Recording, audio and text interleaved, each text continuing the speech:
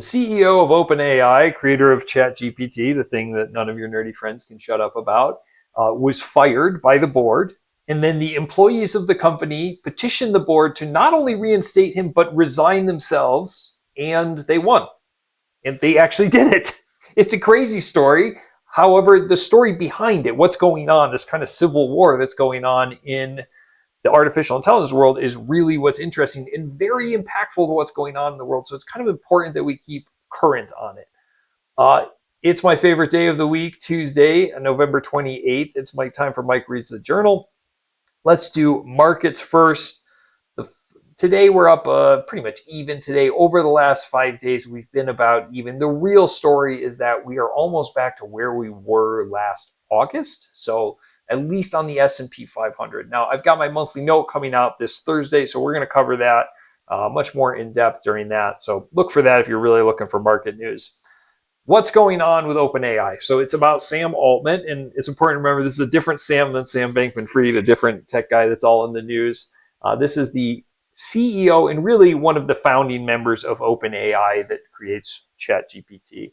He is an accelerationist, which is the idea, his mantra is that artificial intelligence is needed to solve many of the world's problems, and we should be developing as quickly as we can to get it there. And then the other side of this kind of difference in beliefs is effective altruism right here, which was largely the board was composed of. This is the idea that artificial intelligence, if developed incorrectly, poses a threat to humanity. This is literally, we're talking about Terminator 2, The Matrix, that artificial intelligence could pose a threat to humanity. And thus, it's not that we shouldn't develop it, but we should be very cautious and we should slow down in the way that we develop it.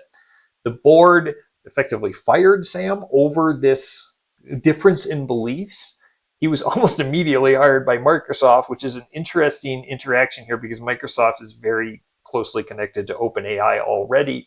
And then when this happened, the 770 employees of OpenAI wrote a petition, and 700 of them said, we've got jobs lined up at Microsoft. If you're not going to bring Sam back, we're going there. And not only do you have to bring him back, but you have to resign.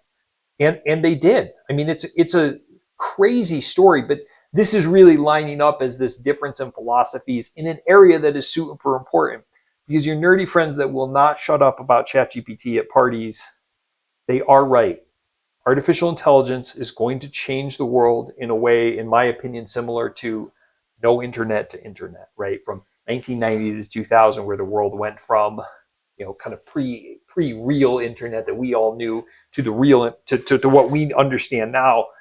Artificial intelligence is going to be that big of a change. So what is the takeaway for your average person who just kind of wants to understand it? There is this difference in philosophy that is shaping artificial intelligence right now, and to the point that we're getting these major shakeups in the companies.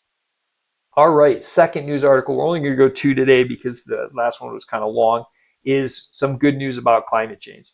Anyone who's watched the channel for a while knows my thoughts on climate change. It's a very important issue. It does not define my politics entirely. However, I have a master's degree in environmental engineering back when I did the engineering thing.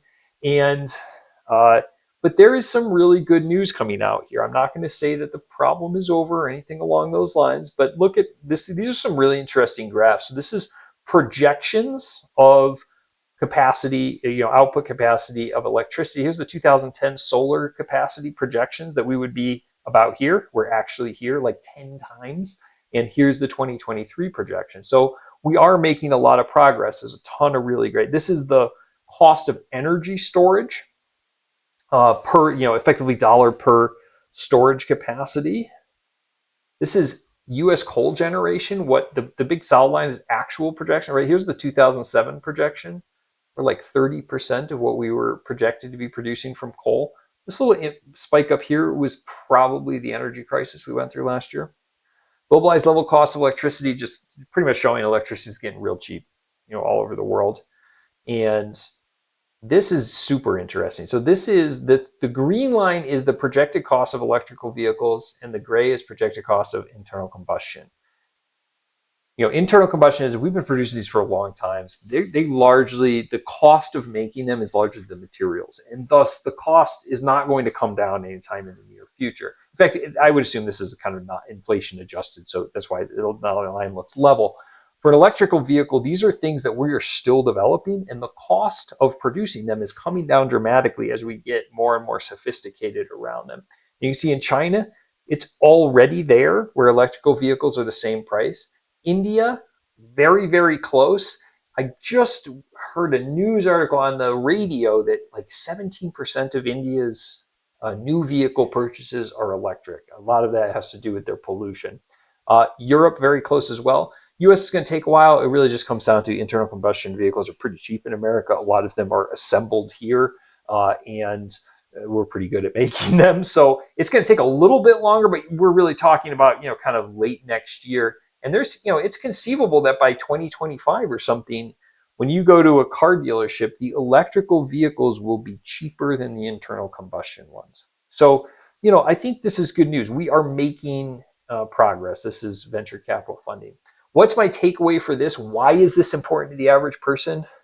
It is the message of this book, Factfulness, which is a fantastic book. And it pretty much says that the conception we get from the world, from media and all sorts of things, is not fact-based, and it's largely fear-mongering. The world is undeniably better in almost every regard, with the one exception being climate change, that the book does address in so many ways, and that is measurable and really irrefutable. So it's a fantastic book. It's not a feel-good book. I mean, it is, but it's not designed to like, oh, things aren't as bad as you think. No, it's actually the case that things aren't as bad as you think. It's just really popular to make you believe that. So really, really fantastic book. So takeaway today is the world is not as bad as everyone wants you to believe it is. If you are looking for good, solid kind of economic and investment news, don't want it to turn into your hobby, or kind of looking for non-political, non-sensationalized news, then I do this Mike Reads the Journal every Tuesday. Please subscribe and like for kind of future content. Otherwise, I will talk to you soon. Thank you.